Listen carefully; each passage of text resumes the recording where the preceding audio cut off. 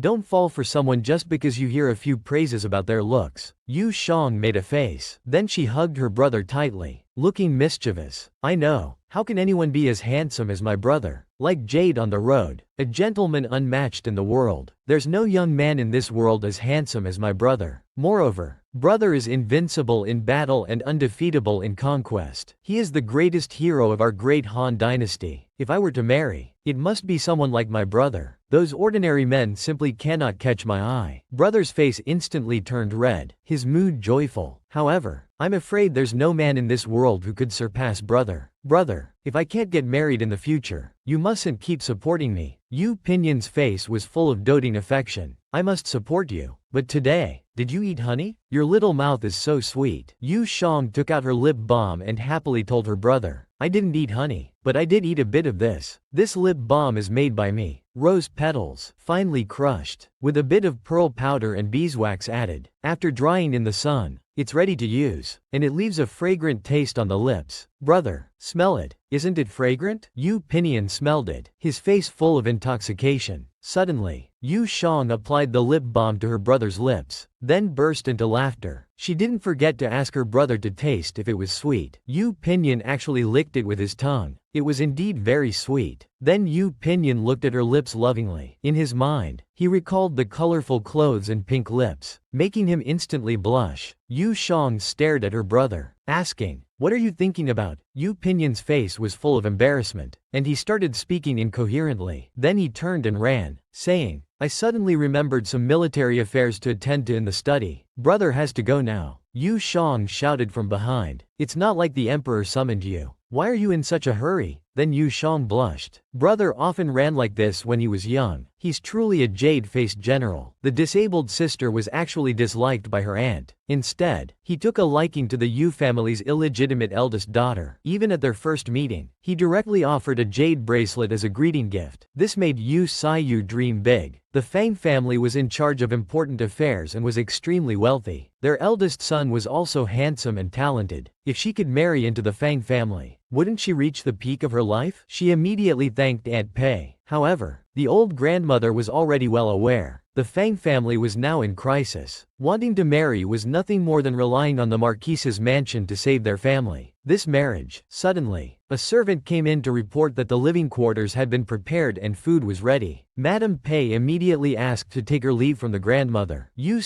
also wanted to leave together, but was held back by the grandmother, who then quietly asked, "Madame Pei specifically met you. What was it about? You must know in your heart, but being too eager is not good for business. Do you understand?" Yu walked out of the grandmother's residence, her heart full of anger. The old ancestor actually wants to cut off my fate. Yu Shang always lives in luxury in the mansion, while I, a proper young lady of the Marquise's family, am being hindered from a good marriage. Why?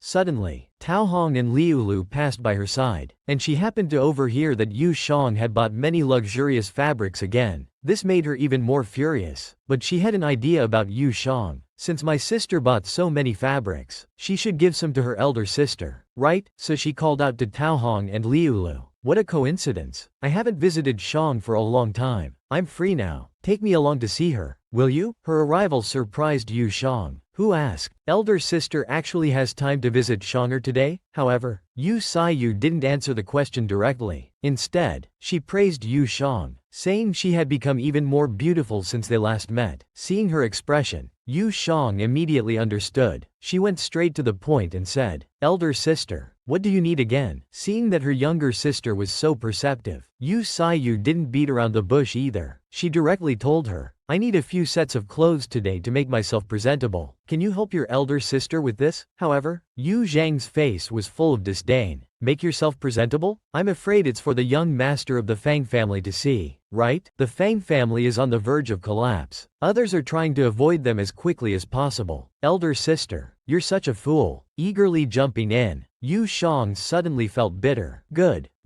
It's a good thing. I'm such a little genius. Yu was so angry that she was about to curse back. Yu Shang took out a whip, pulling it with both hands, her face full of killing intent as she questioned, "Elder sister, are you not convinced?" Yu instantly broke out in a cold sweat. In her heart, she thought, she has grown up now and is the apple of grandmother's and big brother's eyes. I absolutely cannot confront her head on. So she immediately lowered her stance. "How can you say that, sister? Since ancient times, marriage has been decided by parents' orders and matchmakers' words. How can I make decisions about marriage? It all depends on what the old ancestor says." Seeing her being so reasonable, Yu Shang stopped giving her a hard time. "I can give you clothes, no matter how valuable they are, but I have only one requirement for you." Yu looked puzzled. What requirement? The elder sister tried her best to marry into a wealthy family, but didn't expect to be hindered by the grandmother. Even her younger sister wanted to teach her a lesson. However, he still didn't understand the danger involved. Yu Shang feared he would hold her brother back. She could only threaten and use Tree Sister. "I can give you any expensive clothes, but you must not burden my brother. Otherwise, I'll make you live the rest of your life in poverty and nakedness." Yu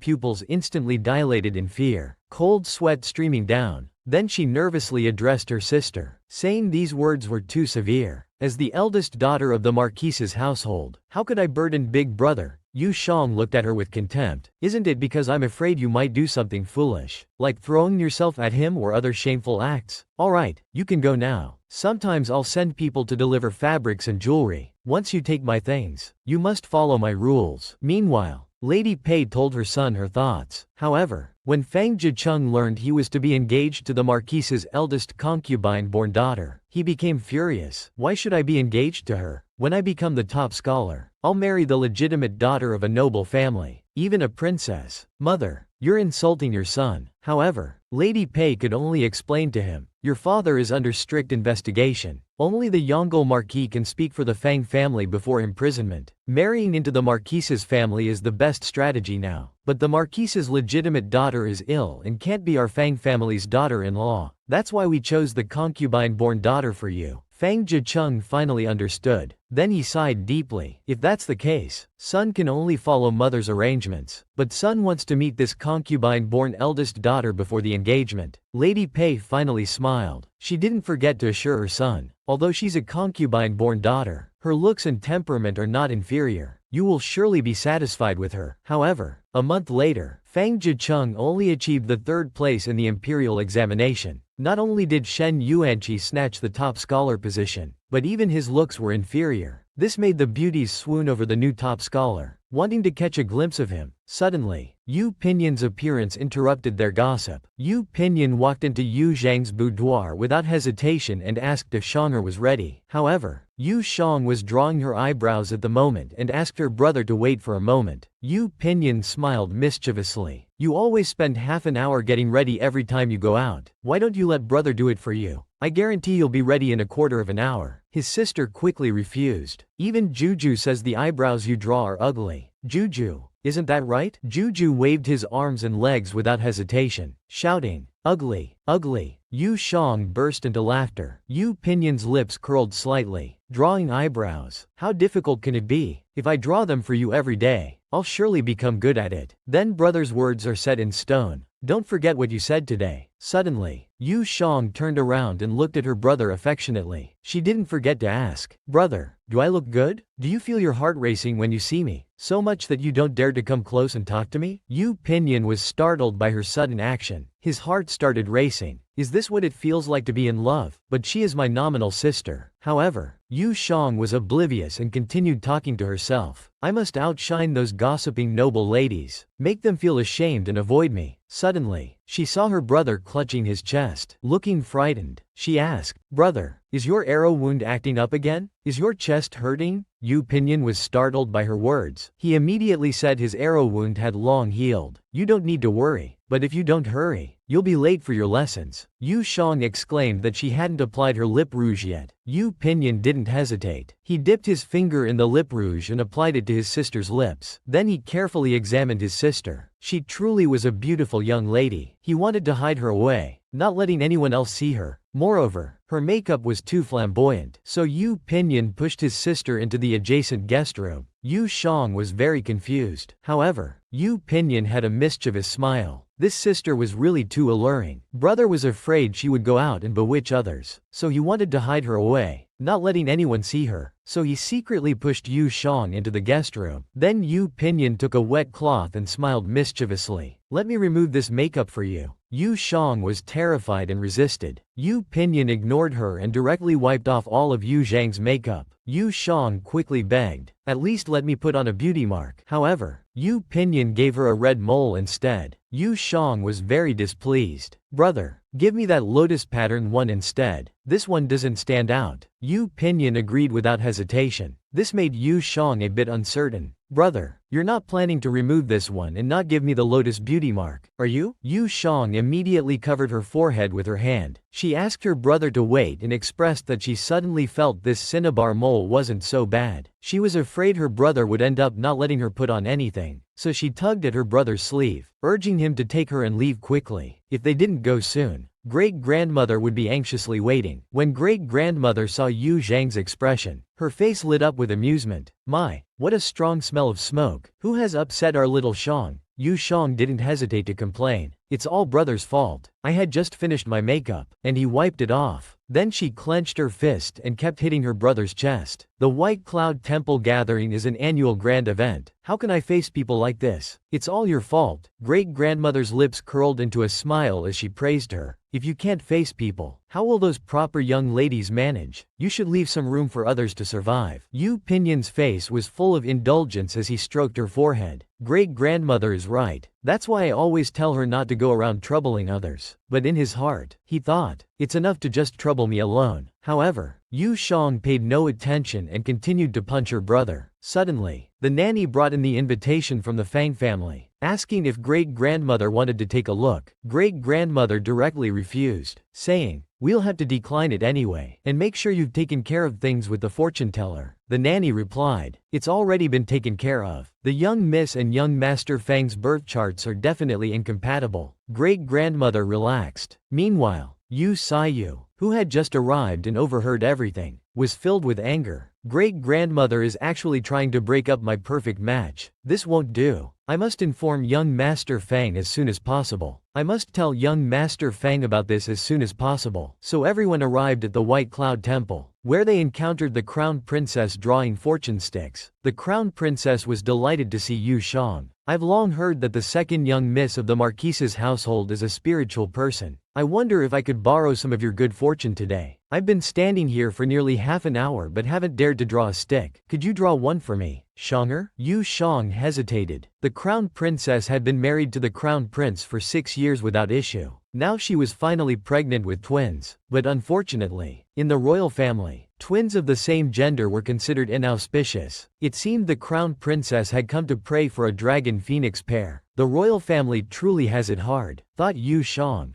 Great-grandmother was sweating nervously, worried sick. This concerned the royal heir. If Shanger drew an unlucky stick, wouldn't the Crown Princess hold a grudge against their family forever? However, Yu Shang agreed. There was no choice. In this era, the rules between rulers and subjects were strict. Now she was the subject, and the Crown Princess was the ruler. Although fortune-telling had its risks, refusing was not an option. Now she could only pray to the compassionate Guanyin Bodhisattva for mercy, to save from suffering, and bless with children. In no time, a fortune stick came out. Shang took it out without hesitation and handed it to the Crown Princess. After reading it, the Crown Princess was stunned. Great-grandmother looked worried, thinking, it can't be the worst fortune, can it? Yu Sayu, however, looked smug, thinking, she must have drawn the worst fortune. Just wait for the punishment. But the Crown Princess burst into tears of joy. Finally, I've got it. Shanger has drawn the only dragon phoenix fortune for me. Yu Shang heaved a deep sigh of relief. Great-grandmother felt the same. However, Yu Sayu was furious with embarrassment. Damn it, she actually drew a good fortune. The Crown Princess was expressing her gratitude to Yu Shang when suddenly, the little princess grabbed Yu Shang, calling out, Lotus Cake, I've been looking for you for so long. I've finally found you. Then she pulled her away, saying, I'll show you something nice. The two came to a window. The little princess pointed and told Yu Shang to look. That's this year's top scholar. He's as handsome as you. Yu Shang realized it was the dejected young man who had tried to crash his carriage that day. Who would have thought that in just a month, he had become the brilliant top scholar? The one next to him is my brother, she noticed. Then she grinned mischievously. This is for removing my makeup this morning. She then took out a red bean and flicked it at her brother. However, Yu Pinyin caught it between his fingers and turned to see who had ambushed him. But he only saw the little princess munching away on something. Yu Pinyin immediately smiled. The little princess called out, Lotus Cake, your brother is turning back. Yu Shang was secretly delighted. Brother is such a fool. So she secretly peeked out again, ready to flick another bean at her brother. Suddenly, Yu Pinyin turned back with a smile on his face. Yu Shang let out a surprised cry. This little sister was truly too mischievous and adorable. To get revenge for her brother removing her makeup, she kept punching him with her hands. She even attacked him with red beans. However, her brother didn't mind her naughtiness at all. Instead, he became even more doting and fond of her. Yu Shang became even more playful. Nearby, Fang Jichen was captivated by Yu Zhang's beauty. He never imagined that such a stunning beauty would be the lame eldest daughter of the Marquise's family. Shen Yuanqi, seeing Yu Shang, felt a tightness in his heart. This was his wife's sister, after all. So he asked Yu Pinyin, is this young lady the Marquise's legitimate sister? However, Yu Pinyin's face was full of murderous intent. He warned Minister Shen, you've gone too far. At the same time, he shot the red bean from his finger towards Yu Shang. Yu Shang was a bit confused. Meanwhile, the little princess kept praising Shen Yuanqi. That top scholar is really handsome. Yu Shang saw the red bean coming rapidly. He quickly pulled the little princess inside. The next second, the window support was struck by the red bean. The window fell quickly and closed with a bang. Yu Pinyin turned and left, his face full of anger. What's there to look at? Let's go. However, the little princess complained. Your brother is angry again. Every time I see him, he's always angry. Yu Shang defended his brother. He's not angry. He's just not one to smile easily. Suddenly, Chang Yafu called from outside. Shanger, may I have a word? Yu Shang was puzzled, wondering why he wanted to talk to him. So the two came to the courtyard of Beiyun Temple. Chang Yafu told Yu Shang, in a month, I'll be coming of age. You know that, right? Yu Shang certainly knew. 4 years ago, when the Jingguo mansion was in mourning, grandmother was understanding and postponed the betrothal cancellation ceremony. 4 years have passed since then. Chang Yafu began to plead. Shanger, could you please help me deliver this letter to your brother? I know you resent what happened back then, but my feelings for your brother haven't changed at all. I'm already 19 this year. If I'm rejected again, how could I face anyone? Shanger, you're a girl too. Surely you can understand my distress, right? However, Yu Shang threw the letter away without hesitation, her face full of disdain. I'm very sorry, but I've never thought about getting married in my life. I really can't understand your distress. Back then, when my brother was just a commoner, you were engaged to him. Yet at the Lantern Festival, you exchanged love tokens with the third family's eldest son. Then you cried to me about your feelings. Did you think everyone in our Yongle Marquis mansion was a fool? It's perfect timing that next year is the Empress Dowager's 70th birthday. When there's a general amnesty, the third family can return from exile. You can reunite with Yu Pinhung and rekindle your relationship. I'll help you pay for the matchmaker's fee in advance. Chang Yafu was shocked and kept backing away in disbelief. You all knew about it? Suddenly, Chang Yafu's younger brother, Chang Chi, shouted angrily from the tree. How dare you humiliate my sister like this? I'll teach you a lesson first. Then he scattered all the caterpillars down. Yu Shang screamed in shock. Tao Hong, Liu Lu, quickly help me get rid of these bugs. Chang Yafu hurriedly told her brother to stop causing trouble. However, Chang Chi ignored her and directly threw down the jar containing the bugs. It hit Tao Hong right on the forehead. Yu Shang told Liu Lu to quickly find her brother. Chang Yafu wanted to step forward to stop them but hesitated. She thought to herself, it's just children squabbling. The Marquis probably won't make a big deal out of such a small matter. Besides, she was so sharp-tongued earlier. This can be considered a small lesson. Yu Shang, full of anger, scolded Chang Yafu. You're still as brainless as before. With what you and your brother have done today, don't even think about setting foot in our Yongle Marquis mansion ever again. Chang Chi, seeing that Yu Shang dared to speak ill of his sister, jumped down from the tree and picked up a branch, intending to teach Yu Shang a lesson. At this critical moment, Yu Pinyin arrived just in time and grabbed him. Who gave you the courage to bully my people? Then he threw him away. Yu Pinyin quickly comforted Yu Shang. Don't be afraid. Brother will take you home now. Yu Shang, on the verge of tears, told her brother not to press on her back. It's itchy and painful now. There are still many bugs in my clothes. Yu Pinyin carried his sister back, comforting her. It's all right. Chang Yafu was shocked. Even the Marquis protected her like this. It turned out that Yu Zhang's status in the Marquis mansion was so extraordinary. Moreover, with this incident caused by Shao Qi, her chances of marrying the Marquis were probably gone forever. However, Chang Qi, unaware of the gravity of the situation, got up and still shouted, who do they think they are? How dare they treat this young master like this? Chang Yafu, full of anger, glared at her brother. Let me tell you who they are. They're the ones even the princes have to respect. If you don't want to be punished by father, come with me to apologize now. At this moment, Yu Pinyin had just found the ointment. He opened the door and saw that his sister wasn't wearing her outer clothes. But his sister paid no attention to that, just urging her brother to apply the medicine quickly. However, Yu Pinyin's face instantly turned red. His sister with disabled legs had been bullied by a naughty child. This made the sister doting brother burn with rage. He threw the naughty child away without hesitation. However, the naughty child refused to admit his mistake. Instead, he became even more arrogant. Chang Yafu, for the sake of her own lifelong happiness, had no choice but to educate her brother. He even had to bring him to apologize in person. However, at this moment, Yu Zhang's entire body was in pain and itchy. Even her back was covered with blisters. Yu Pinyin's face was full of concern. He unhesitatingly took out silver needles to treat her. His heart was filled with even more rage, and he wanted to teach the Chang siblings a lesson. After a quarter of an hour of treatment, he finally completed this arduous task. Coming outside, He immediately arranged for Lulu to go to the kitchen and bring some of the second young lady's favorite foods. Lulu responded and left. Yu Pinyin took a deep breath in the pouring rain. Then he looked up to the sky and sighed. "This is really killing me." The guards trembled, quietly discussing whether to bring an umbrella for the commander. However, they pushed the responsibility to each other, and no one dared to step forward. Suddenly, Yu Pinyin turned his head and shouted,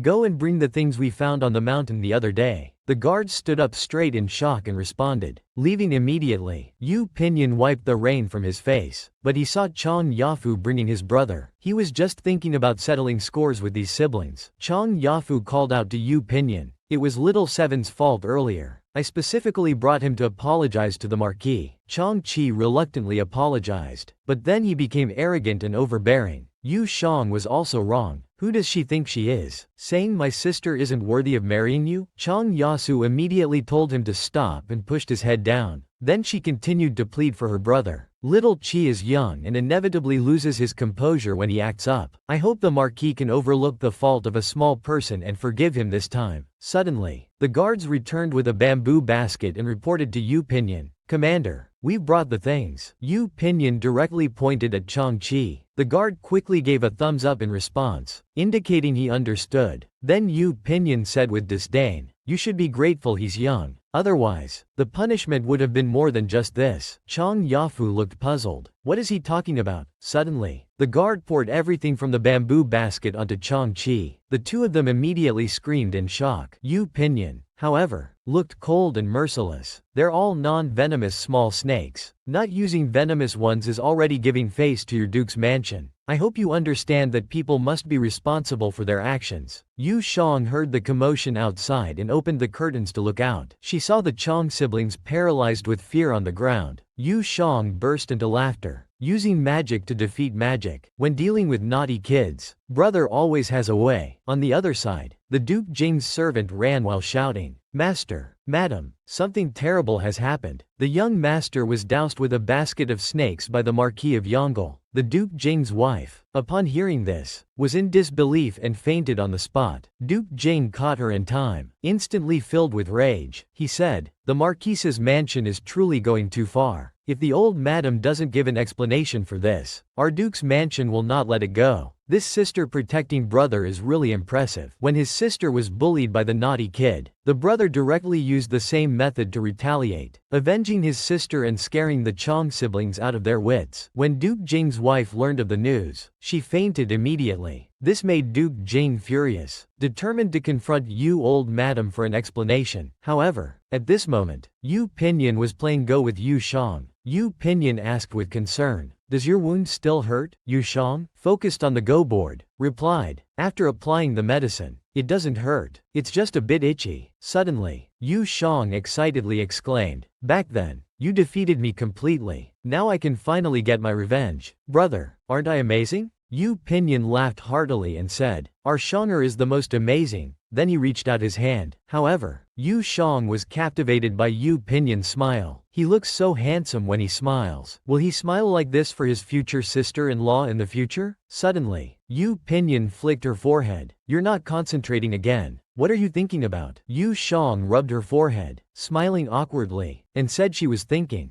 "Miss Chong truly has discerning eyes. Not to miss out on such an outstanding gentleman like brother. If only the Duke Jing's mansion had lent a hand to our Marquise's mansion back then." However, Yu Pinyin was indifferent. Life is like a game of Go. Once a move is made, there's no going back. There are no what-ifs. But Miss Chong is beautiful, gentle, and virtuous. Brother, don't you feel any regret in your heart? However, Yu Pinyin felt that she was all appearance and no substance. What is there to regret? Yu Shang wanted to continue asking if her brother had anyone he liked, but couldn't bring herself to say it. Yu Pinyin looked puzzled. "Shanger, what do you want to ask?" Yu Zhang's face was filled with tension. Then she started wringing her hands. She indicated that it wasn't her own question, but that the great-grandmother had asked her to inquire. The great-grandmother said that once the Chong family's daughter's mourning period is over, they should go and break off the engagement. Yu Pianian, seeing his sister's expression, secretly rejoiced. Since childhood, Shanger would fidget with her hands when lying, a habit she still hadn't broken. "Wow, it's the Peace Festival." Yu Shang, with a tense face, struggled to express, "You're not that young anymore." Great-grandmother asked me to inquire if there's a girl you fancy in your heart. Yu Pianyin's face instantly turned red. He indicated there was, and Yu Shang was stunned. Suddenly, Lulu came in to report, "My lord, the second miss and the Duke Jingguo couple are here to visit. The old madam asks you both to go over." Yu Pianyin said he understood and told her she could leave. He then stood up, walked to Yu Shang, and extended his hand, saying, "Let brother carry you to the wheelchair." However, Yu Shang told him, "I don't want to use the wheelchair today. Will you accompany me?" Yu Pianyin agreed. He carried Yu Shang on his back as they went. Yu Shang felt sad inside, wondering if he would still care for her this much once he had a sister-in-law. So she asked, "Brother Yu Pianyin, is the girl you fancy pretty?" Yu Pianyin saw Yu Zhang's pouting mouth. His lips curved slightly as he replied, "She's pretty." Yu Shang persisted, asking, "Compared to me?" Yu Pianyin answered without hesitation, "She's as pretty as you." As they arrived at the front hall, they heard the Duchess of Jingguo angrily saying, "Your Yongle Marquis family is spoiling the second miss too much. It was just children's roughhousing, yet she's so unrelenting. It's simply unreasonable." Yu Pianyin, instantly filled with anger, retorted, "My sister was covered in caterpillars by him, her entire body covered in painful, itchy wounds. He didn't have a scratch. He was merely frightened by a harmless snake. I was already showing mercy. If you still don't know what's good for you, beware, I might flay him alive." Tang Qi instantly burst into tears, terrified. The Duchess of Jingguo quickly comforted him, seeing his son so frightened. The Duke of Jingguo was filled with rage. He pointed angrily and shouted, "Look at what you've done to my son. If you don't give me an explanation for this, I'll report you to the emperor." Yu Pianyin gently placed his sister on a stool. Both of them looked at the Duke of Jingguo with murderous eyes. Yu Pianyin questioned him, "Then what about your eldest daughter He Wen, who has a marriage agreement but exchanged tokens of love with another? Does the Duke have an explanation for that?" The Duke of Jingguo trembled with anger, unable to speak. The great-grandmother, upon hearing this, was instantly furious. "There's even such a thing? Exchanging tokens of love? Good, good, good. What a fine daughter-in-law. You still have the nerve to come here and accuse us? Guards, drive them out, quickly, drive them out." The servants rushed in with brooms. They started sweeping at the Jingguo Duke's family. The Jingguo Duke's family fled in disarray, but not without threatening. Yu Pianyin, don't think our Duke's mansion is afraid of you. The future is long. We'll see about this." Yu Pianyin just stared at him with murderous intent. Suddenly, a guard came in to report that the commander-in-chief prince urgently summoned him to come over immediately. Yu Pianyin wondered, puzzled, what could be so urgent? This great-grandmother was truly fierce. Faced with the Jingguo Duke's accusations, she directly ordered the servants to beat them out, humiliating the Jingguo Duke. But he didn't forget to leave a threat. However, Yu Pianyin paid no attention to it. Suddenly, the prince urgently summoned him. When Yu Pianyin arrived, the prince was furious, raging, "They're truly too brazen. It's because I've been too lenient usually. They dare to set their sights on my children." The prince told Yu Pianyin, "Just a quarter of an hour ago, a sudden downpour trapped Zhao Minwei, the daughter of the Yuzhou prefect, and the princess consort in the White Cloud Pavilion. However, Zhao Minwei arranged for her personal maid to add some charcoal to the fire. Unexpectedly, the smoke from the charcoal was poisonous. The princess consort inhaled the smoke and suffered severe abdominal pain. The nanny also noticed something was wrong and realized the smoke was toxic. She immediately called for the maid to be arrested. So, Pianyin, you must thoroughly investigate this matter. You must find the mastermind behind this." Yu Pianyin knelt and promised, swearing not to let the prince down. Then Yu Pianyin went to the dungeon. He heard the maid's miserable screams. She was saying she was innocent, that she hadn't done anything. Moreover, she claimed she wasn't just some servant, but the eldest daughter of a marquis family. "How dare you treat me like this? If my family comes, they'll tear you to pieces." Yu Pianyin was shocked internally. Could it be his own eldest sister? The guard looked puzzled. Which marquis's mansion? However, the maid didn't know which marquis's mansion it was. She only knew that 14 years ago, she was stolen by mistake. "My birth father died at the hands of bandits. I still have the swaddling clothes left by my family. Unexpectedly, it's from the palace. I can show it to you. As long as you two gentlemen are willing to help me find my family, my relatives will surely reward you generously." Suddenly, Yu Pinyin walked over. The guards bowed with both hands, shouting, "We understand." However, Yu Pinyin walked directly in front of the maid.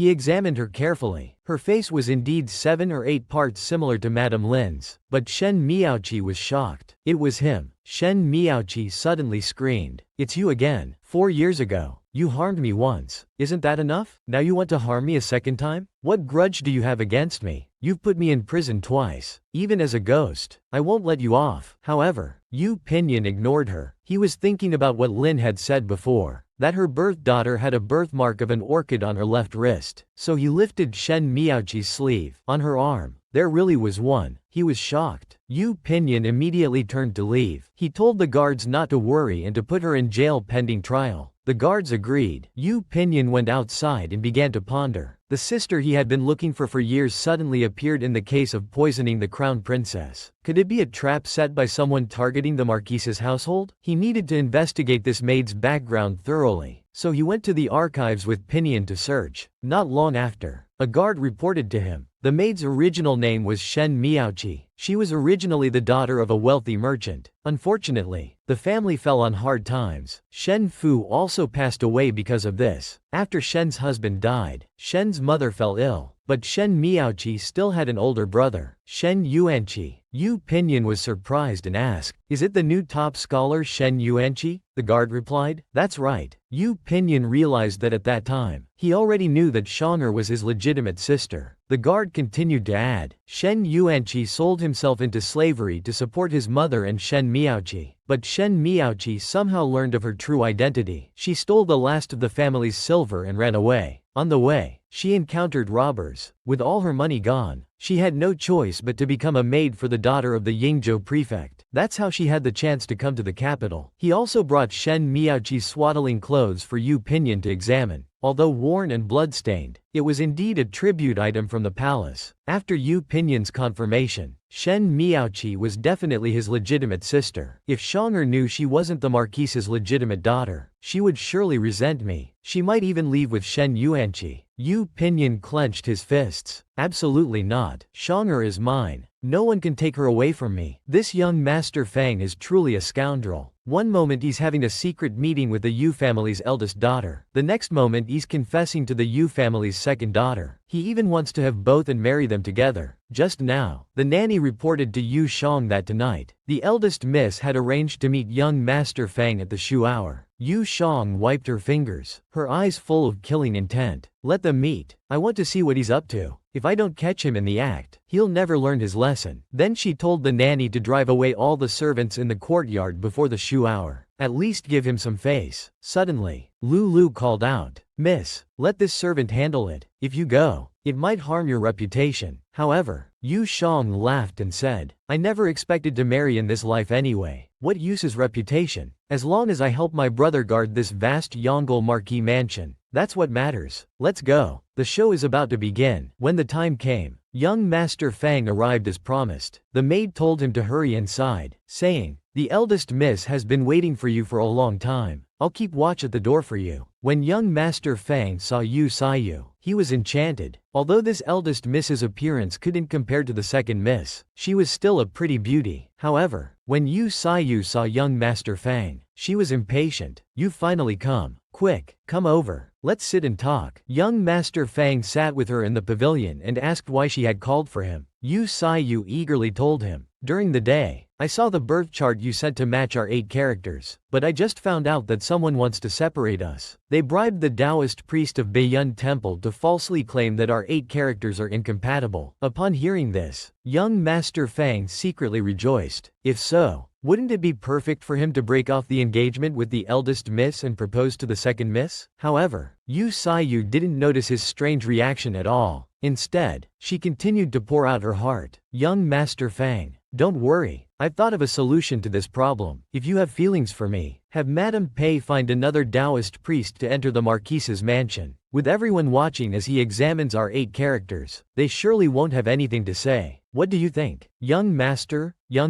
Fang was instantly filled with joy. Indulging in a daydream, he thought, "I didn't expect the eldest miss to be so fond of me, but the second miss is truly beautiful and charming. I can't give her up. If the Marquise's household could marry their daughter to me, wouldn't that be wonderful?" Suddenly, Yu Shang clapped thunderously, her face full of disdain. "Sister, you're in quite a mood. Meeting your lover late at night, pouring your hearts out to each other. If our ancestors knew, they'd be moved to tears. Yu Yu instantly became furious and pointed at Yu Shang. Why are you here? So it was you who intentionally came to harm me. How vicious of you. Yu Shang became even more contemptuous. If I wanted to harm you, would I have dismissed all the servants in this courtyard? I just need to clap my hands and shout. And guess if you'd ever be able to marry in this lifetime. Yu gritted her teeth and shouted. Despicable. However, young Master Fang was thinking to himself, if he let the second young lady misunderstand that he had a private relationship with the first young lady, it would be difficult to marry the second young lady in the future. So he immediately stepped forward to explain to Yu Shang. Second young lady, you've misunderstood. The one I truly admire is the second young lady. I have no romantic feelings whatsoever for the first young lady. I only came to meet her because I felt sorry for her. Yu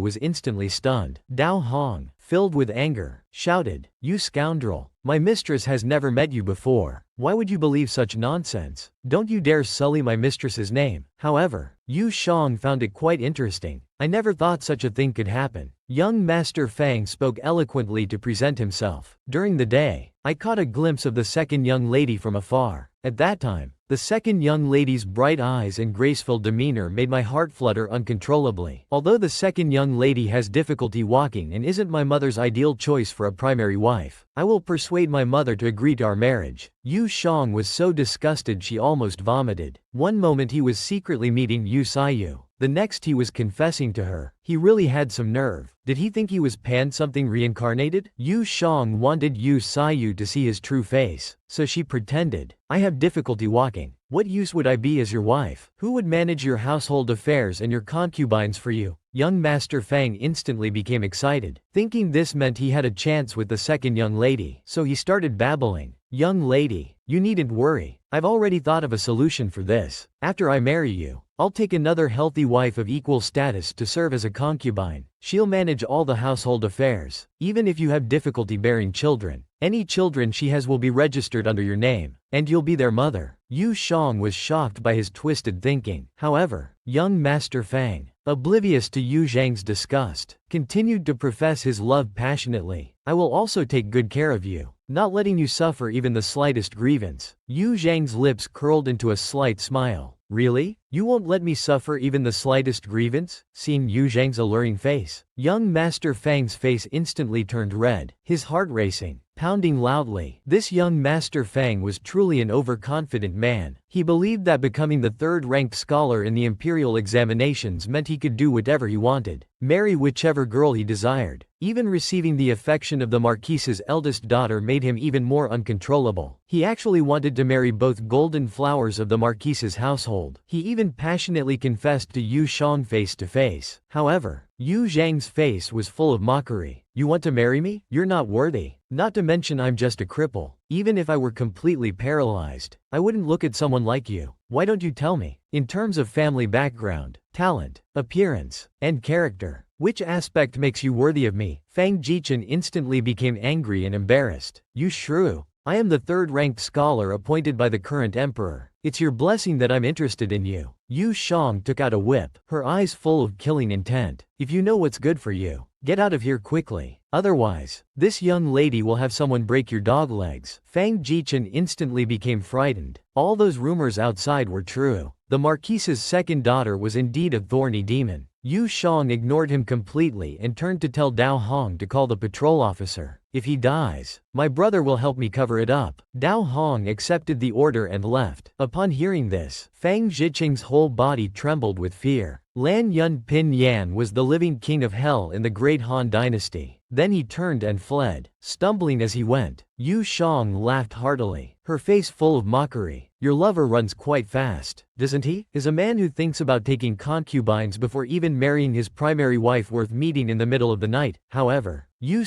was ungrateful and retorted, do you think I have no brain? If the Fang family were truly at the end of their rope, how could the emperor bribe him to become the third-ranked scholar? You're just jealous. I won't believe you. Yu Shang was instantly speechless, but she still said, good advice falls on deaf ears. You're stubborn and beyond help. I won't waste my breath anymore. She immediately arranged for the nanny to escort the first young lady back to her room and keep a close watch. If there was any unusual activity, she was to report to her immediately. The nanny agreed. 2 days later, Yu Shang finally returned from Baiyun Temple. She took out an ointment and asked Lulu to apply it for her, but in her heart, she wondered if her brother had found out who was behind the plot to harm the crown princess and the royal offspring. Suddenly, Yu Pinyin pushed open the door. Dao Hong turned to look and saw it was the Marquis, so she pulled the gauze to cover Yu Shang and said, Marquis, the young lady is changing her dressing. So, Marquis, shouldn't you step out for a moment? However, Yu Pinyin directly told her to go out. Lulu was confused. Wasn't the Marquis supposed to go out? How did it become her who had to leave? Yu Shang raised her head. She also asked Lulu to leave. It's fine. My brother can apply the medicine for me. Lulu wanted to say something more. Bai Shang glared at him sideways. Is there anything else? Lulu looked embarrassed. The Marquis is still the young lady's brother. He will help apply the medicine properly. This servant will take her leave now. He ran out instantly, closed the door, and then took a deep breath. This scene was truly too awkward. Suddenly, he saw Dao Hong playing around with Juju. He put his hands on his hips, full of anger. You stupid girl, taking Juju out to play again. How many times have I told you? You must tie Juju at the young lady's door, so when the Marquis comes, we can hear some noise. But you never listen.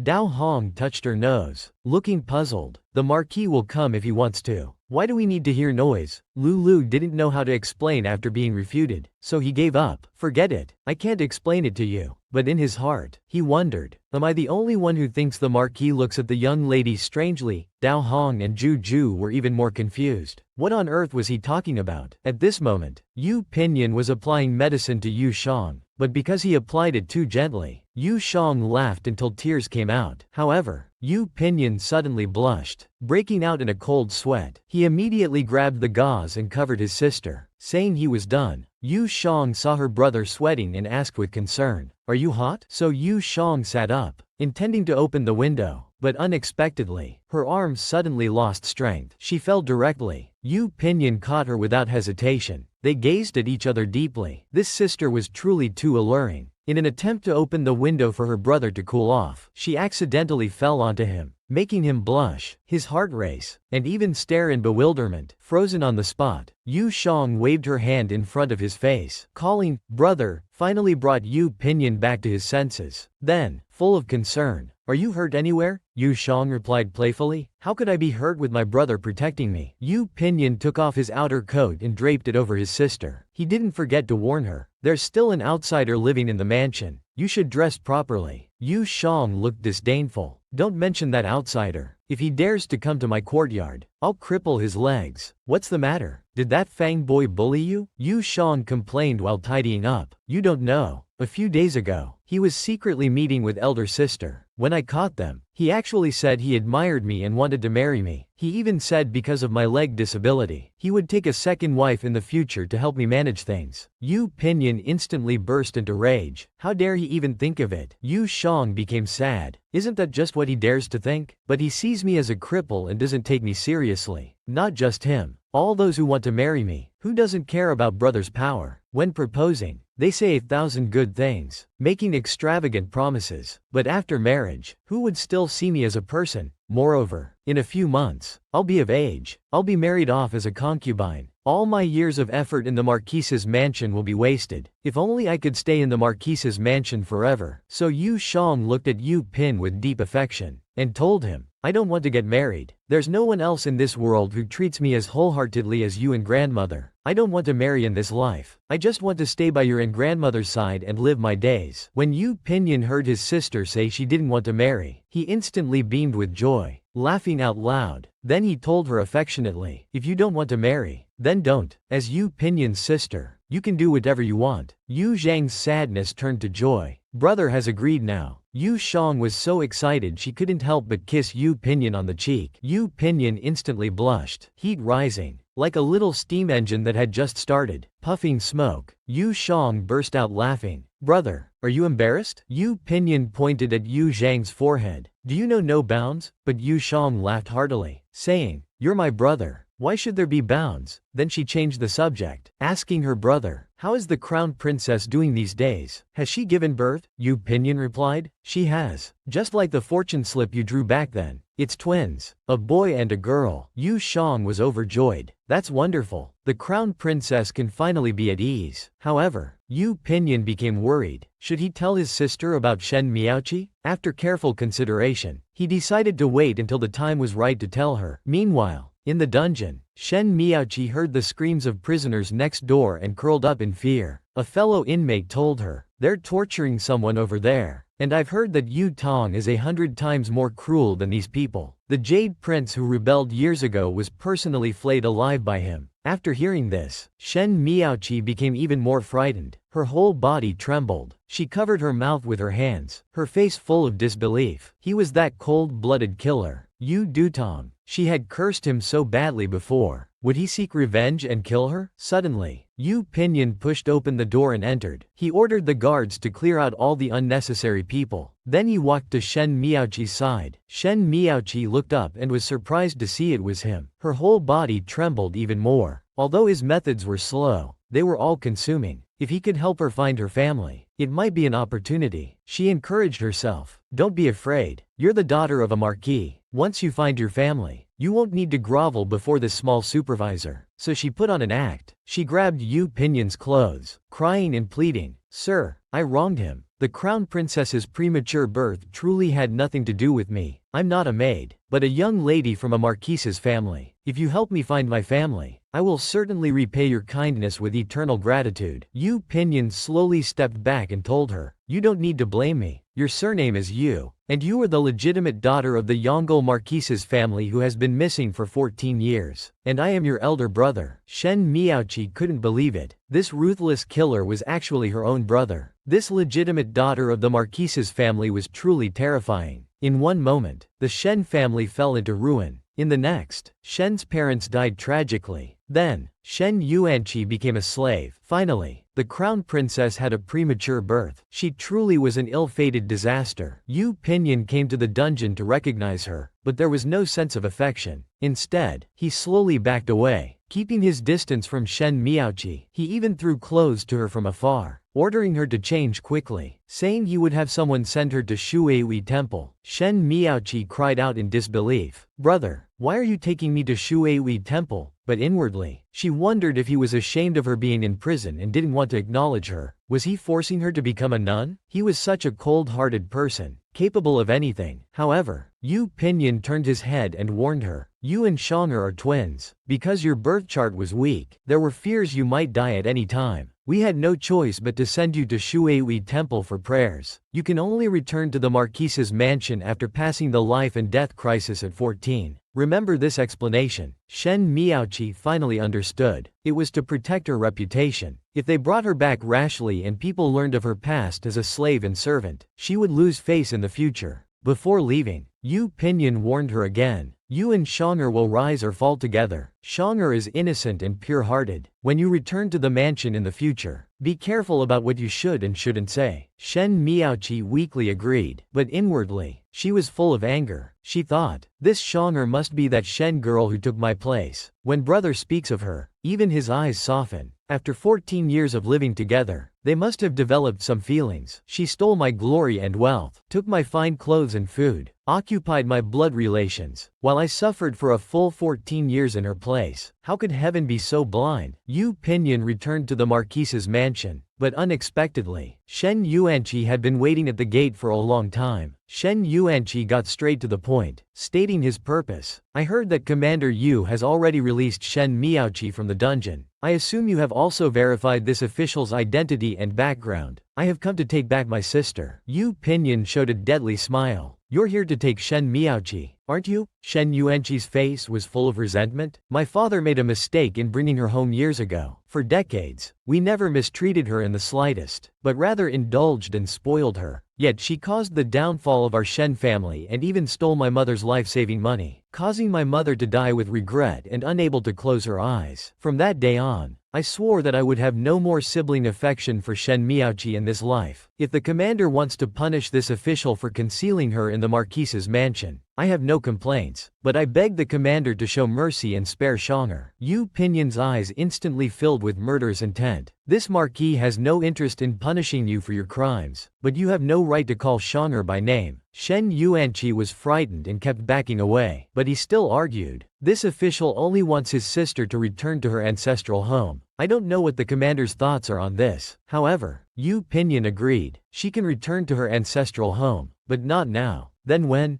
the time is right, this marquis will tell you. But before then, if you contact Shonger without this marquis's permission, attempting to reclaim her, don't blame this marquis for showing no mercy. Shen Yuanqi was overjoyed. He bowed with both hands, indicating he understood, and asked the commander not to go back on his word. Yu Pinyan returned to the mansion and went to the ancestral residence to tell the old ancestor about finding his legitimate sister. The old ancestor was instantly overjoyed and excited, but when he learned that she was the one who caused the crown princess's premature labor, he cried out in shock. Yu Pinyan quickly comforted the old ancestor, telling him not to worry. Her suspicion had been cleared. She was now sent to Shuehui Temple. Once he had smoothed things over with the Zhao family's old ancestor, he could send someone to bring her back. The old ancestor asked with confusion, "What does this have to do with the Zhao family?" Yu Pinyan told the great-grandmother that his current identity is the prefect of Yuzhou, the Zhao family's servant. All the past events are in this gust of wind. The great-grandmother saw Shen Miaoqi. She was surprised to see the Shen family carved so tragically. It truly fulfills Master Kuhai's words, the fate of a lone star. If we bring him back home, who knows how many troubles it will cause. Suddenly, a servant ran in, shouting, "Old madam, something terrible has happened. Someone has died." The disabled sister tried her best for the Marquis mansion to prosper day by day, but she never expected Lin to foolishly commit suicide to frame her brother, trying to accuse him of forcing his birth mother to death. Even after being rescued, she didn't call for her own son, but instead for her long-lost daughter. She was talking nonsense. "My daughter, where are you?" Yu Shang listened with a mocking expression. She can't find her own daughter, so she's making a fuss about killing herself. "My current identity is still Miss Jai of the Marquis Mansion, so I'll play along with this mother-daughter drama for now." So Yu Shang grabbed Lin's hand, asking with a loving face, "Mother, do you have something to say? Your daughter is here." Lin immediately screamed, "You bastard, get away from me." Yu Shang said weakly, "It seems mother has nothing to say to her daughter, but I have something to say to mother. Since father passed away, mother has been depressed and listless, even wanting to commit suicide to accompany father underground. Although I'm sad, I can understand, but mother, you shouldn't have tried to kill yourself in the mansion. The Imperial Command Office is already the Emperor's knife for killing. Many people in the court want to bring down my brother and are just looking for an excuse. You're just handing them one on a silver platter. At that time, do you think the Emperor will still trust my brother as his blade?" Lin was trembling with fear at Yu Zhang's murderous aura, but she became angry out of embarrassment. Pointing at Yu Shang, she said, "As a child, how dare you speak to your birth mother like this? It's absolutely unfilial." Yu Shang laughed. "So you know you're the birth mother? In these past 10 years, have you ever managed the household? Have you ever been filial to grandmother? Have you ever cared about me and my brother? I don't expect you to be a good mother. I just beg you not to cause more trouble for my brother." Whether or not Yu Zhang's words were sincere, they happened to be overheard by Yu Pinyan and the great-grandmother. Yu Pinyan was deeply moved, and the great-grandmother was even more pleased. Among all in the mansion, Shonger sees things most clearly. It's no wonder Yanner protects her like the apple of his eye. Yu Shang continued to warn her, "The position my brother fought for with his life, I will never allow you to destroy it." Lin, in a fit of rage, raised her hand to strike Yu Shang. Yu Pinyan rushed in and grabbed Lin's hand. Then he flung her away, saying mockingly, "You have the strength to hit people. It seems your health isn't too bad after all." Yu Shang, looking aggrieved, threw herself into her brother's arms. Yu Pinyan comforted her. "Don't be angry. She's not worth getting upset over. Let's go out, shall we?" So Yu Pinyan, without even glancing at Lin again, unhesitatingly carried Yu Shang out of the room. Lin became even more furious. She didn't forget to complain to the great-grandmother, "Mother, look at Pinyan. He doesn't go to find his own sister, but instead cares about this bastard. I really can't live like this anymore. I might as well go down to accompany Junji. The great-grandmother, looking exasperated, said, "What am I to do with you?" Then she sighed deeply and told her about finding the legitimate daughter. She also advised her, "If you can live peacefully, I'll bring her back to the mansion one day." Lin immediately became overjoyed and energetic. Outside, Yu Jang saw her brother's worried face and asked, "Brother, are you unhappy?" Yu Pinyin smiled and comforted Yu Jang, "With you by my side, how could I be unhappy?" However, Yu Jang saw through him. "Brother, you're lying to me again. I can see it." So Yu Jang leaned closer to Yu Pinyin, comforting him. "Brother, Lin indeed isn't a competent mother, but you still have me and great-grandmother. We will always be by your side." Yu Pinyin,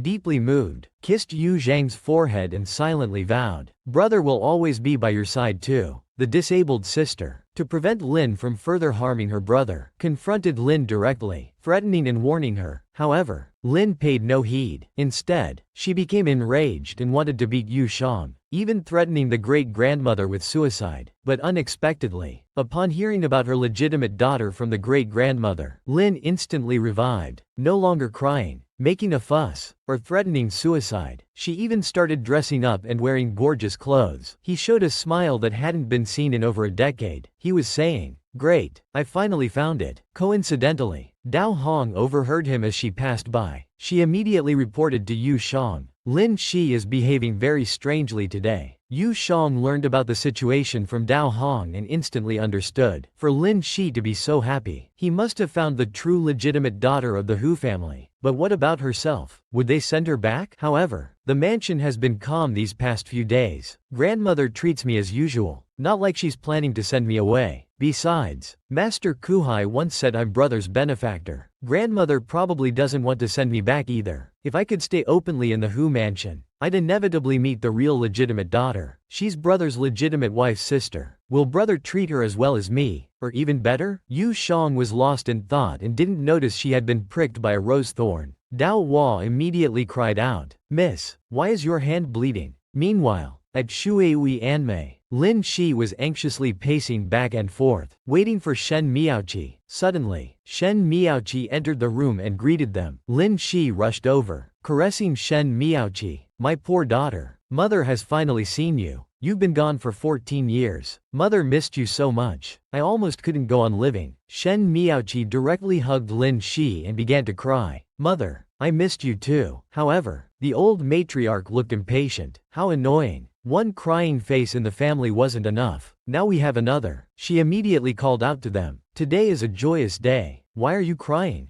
Miaoqi, how have you been these 14 years? Did Shen Juran treat you well?" Shen Miaoqi wiped her tears and began to act. "Granddaughter's life these 14 years has been unbearable. Shen Juran treated me well at first, but after losing all their wealth in a disaster 4 years ago, things gradually change. If I hadn't accidentally overheard the godmother discussing my background with her son, I truly wouldn't have known that my real family was thousands of miles away. They even talked about selling me as a servant to a wealthy household. That's why I had no choice but to steal the right room's swaddling clothes and escape." Lin Shi believed every word and started crying again. "Heaven knows, my daughter has suffered so much. The Shen family is truly heartless." However, the old matriarch was inwardly disappointed. This Shen Miaoqi has quite a clever story, absolving herself of any blame. If I hadn't read the files Yanner sent earlier, I would have been completely fooled. Being cunning isn't necessarily bad, but it's bad when used inappropriately. She can so easily slander and abandon the Shen family who raised her. How could she be trusted to care for the Hu family, with whom she has no emotional connection? So the old matriarch stood up and dismissed them. "Why are you crying again? What's past is past. It's good that she's back. I'm tired now. I'm going to the back hall to discuss Buddhism with Master Fuhui. You two stay here and catch up." Lin Shi grabbed Shen Miaoqi's hand and spoke quickly. "When you were mistakenly taken away, it felt like a piece of my heart was cut out." Suddenly, she cried out in surprise. "What happened to your hand? How did it get so injured? Who did this? Tell mother, and I'll have your brother seek justice for you." However, Shen Miaoqi was thinking, Of the 3 family members I've met, only mother is the most affectionate towards me. It seems I need to win over mother first. With the support of the main mistress of the house. Even if Yu Pingyuan is impressive, he'll still have to obey his birth mother's orders when he returns to the Hu mansion. So she smiled and said, "Don't worry, mother. This injury is just from an accidental scratch. No one bullied me. But mother, if I return, what will happen to the Shen family girl?" Lin Shi immediately slapped the table, furious. "That bastard child. Just mentioning her makes my blood boil. If it weren't for that harbinger of misfortune back then, how could your father have died? How could we, mother and daughter, have been forced to separate for 14 years? But to cover up your past, I had no choice but to keep her." Shen Miaoqi pretended to cry bitterly. "Mother, I suffered in the Shen family on her behalf, while she shamelessly enjoyed the honor that should have been mine. Just thinking about it breaks my heart. That low-born wretch stole my identity, my status, my wealth and honor, and now she can still stand as my equal. I can't swallow this anger." So she secretly suggested to Lin Shi, "Let's find a way to send her to a countryside estate." Lin Shi's lips curled into a smile. "That's a good idea." Shen Miaoqi secretly rejoiced. "Once she's in the countryside, I have plenty of ways to deal with her." This brother is truly too indulgent towards his sister. He gets up early every day to help his sister with her makeup and dress. He even fulfills his promise to draw her eyebrows daily. He also doesn't forget to tell her, "You have a twin sister, and she's returning at the end of the month. The old matriarch will announce it publicly later." This news shocked Yu Shang greatly. She was inwardly excited. "With this twin sister as a shield, my identity as the Hu family's legitimate daughter is secure. From now on, I won't have to worry about being sent away from the Hu mansion and separated from brother. But the real Miss Hu is coming back. Will brother still treat me as well as before?" So she nervously grabbed her clothes and asked her brother, "Have you met sister? What's her personality like? Is she easy to get along with?" Yu Pingyuan's face was full of disdain. "I've only met him twice, but his character is shallow. He holds grudges and doesn't remember kindness. Stay away from him in the future to avoid being schemed against." Yu Shang secretly rejoiced. After just 2 meetings, her brother had given such a negative evaluation. She wondered what exactly Zheng Juer had done, but what did it matter to her? As long as her brother didn't like him and only liked her, it was enough. Then, with a happy face, she asked her brother, "Is the painting finished?" Seeing Yu Zhang's expression, Yu Pingyuan instantly blushed and began to stammer, "The painting is done." Then, with hands on his hips and a proud expression, he said, "I think I performed exceptionally well this time. It's perfect." Yu Shang looked at herself in the mirror with disgust. "This is what you call perfect?" She couldn't help but add, "It looks awful." After dinner, the old matriarch asked everyone to stay seated. "I have something to announce. Shang'er has a twin sister. Due to conflicting horoscopes, she has been raised in Shuihui Temple for many years. She's now 14. The danger has passed, and I plan to bring her back at the end of the month." Yu Saiyu looked at the drunken Yu Shang with suspicion. "Shang'er actually has a sister?" Then she laughed. "After waiting for so many years, the real phoenix is finally returning. The pheasant will soon fall from the parasol tree." Lady Lin was displeased upon hearing this. "Mother, why must we wait until the end of the month? Can't we go tomorrow?" the old matriarch retorted. "Tomorrow is not an auspicious day for travel, sacrifices, and marriages. Do you want your daughter to encounter bad luck? Go ahead and bring her back if you insist." Lady Lin wanted to say more, but the old matriarch dismissed everyone. Yu Saiyu quickly slipped away. Yu Pingyuan was about to leave with the drunken Shang'er when Lady Lin called out, "You stay behind. Mother has something to discuss with you." However, Yu Pingyuan paid no attention to her. His eyes were only on the drunken Yu Shang, full of concern. This left Lady Lin speechless. Then, in embarrassed anger, she slammed the table and shouted, "Yanner, you won't even listen to your mother now? How can you be so disobedient and unfilial?" Yu Pingyuan ignored her completely, turning to carry Yu Shang to the wheelchair. Yu Shang whispered to Yu Pingyuan, "Stay and listen to what she wants to say." Yu Pingyuan agreed, but not before asking Dao Hong to push her back. Yu Pingyuan returned to the dining table, full of anger. "Fine, what do you want to say?" Lady Lin began. "Now that Kier has found Yu Shang, isn't it time to send her away?" However, the old matriarch glared at her with a murderous look. This made Lady Lin tremble, but she persisted, not to expel her from the family, just to claim illness and let her recuperate at the country estate. Her presence in the mansion is always an eyesore. Yu Pingyuan, burning with rage, crushed the wine cup and slammed his fist on the table. He roared at Lady Lin, "If you find Shang'er an eyesore, Then you should move to Shuhui Temple to accompany Shen Miaoqi. Lady Lin trembled with anger, pointing at him. How dare you speak to me like this? This Lady Lin was truly detestable. To actually ask Yu Pinyin to drive Shonger out of the mansion. But Lady Lin never imagined that Shonger was Yu Pinyin's beloved, his very life. So Yu Pinyin was filled with rage, telling her to go live at Shuhui Temple with Shen Miaoqi. Hearing this, Lady Lin trembled with anger. How dare you speak to me like this? Yu Pinyin clenched his fists, his eyes full of murderous intent as he questioned her. Why can't I speak to you like this? I am the Marquis of Yongle. This is the Yongle mansion. Who stays and who goes is for me to decide. Lady Lin retorted in exasperation. I am your mother. This is a great filial disrespect. However, Yu Pinyin's lips curled in contempt. My mother died the day my father passed away. You are now nothing but a wandering ghost. These were your own words. Have you forgotten them yourself? Then Yu Pinyin turned and left. Lady Lin was left speechless. The old matriarch sighed deeply. For 14 years, she neglected Yanner.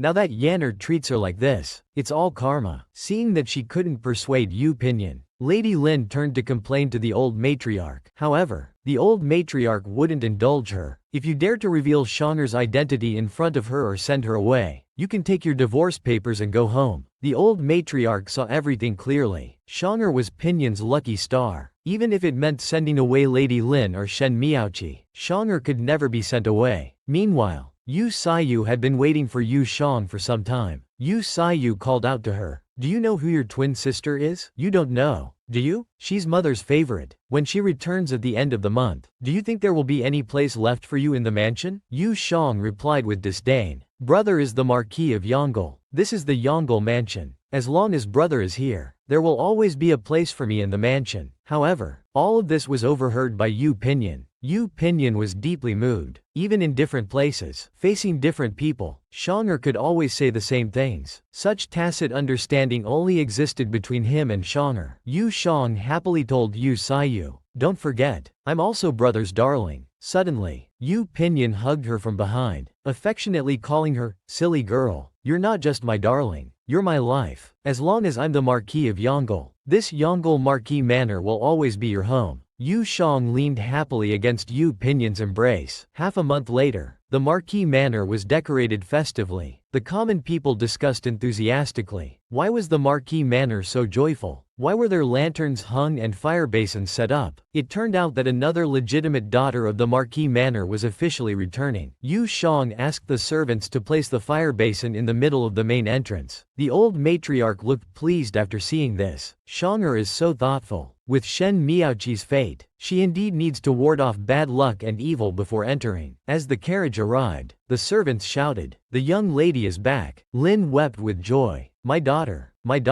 you've finally returned. The old matriarch was very satisfied with Shen Miaoqi's performance. She Mama has been training her for half a month, and she's finally presentable. After Shen Miaoqi paid her respects to the old matriarch and Madame Lin, she curiously looked at Yu Shang. Is this the cuckoo that occupied the nest? I heard she became crippled at 10, but has a beautiful appearance. Now that I see her, her beauty is more than just delicate. She's clearly clever and vibrant, making one feel breathless at first glance. Suddenly, Dao Hong called out, Marquis. Shen Miaoqi thought Yu Pinyin had come back specifically to welcome her. She turned her head to greet him, but she saw Yu Pinyin return covered in blood. She became frightened, her whole body trembling and dazed. Jin Mama called out, young lady, it's time to step over the fire basin. Shen Miaoqi stepped over without hesitation. Unexpectedly, her trouser legs caught fire. She immediately collapsed to the ground, crying and wailing. This legitimate daughter of the Marquis Manor is truly a bringer of misfortune. She already destroyed the Shen family, and now she's back to harm the Yu family. Yu Shang kindly set up a fire basin for Shen Miaoqi to ward off bad luck, to exorcise evil spirits. However, how could a small fire basin remove the bad luck on her? Shen Miaoqi's trouser legs instantly caught fire. The maid quickly patted it out, finally extinguishing the fire. Madame Lin hurriedly came forward to support her, comforting her daughter with concern.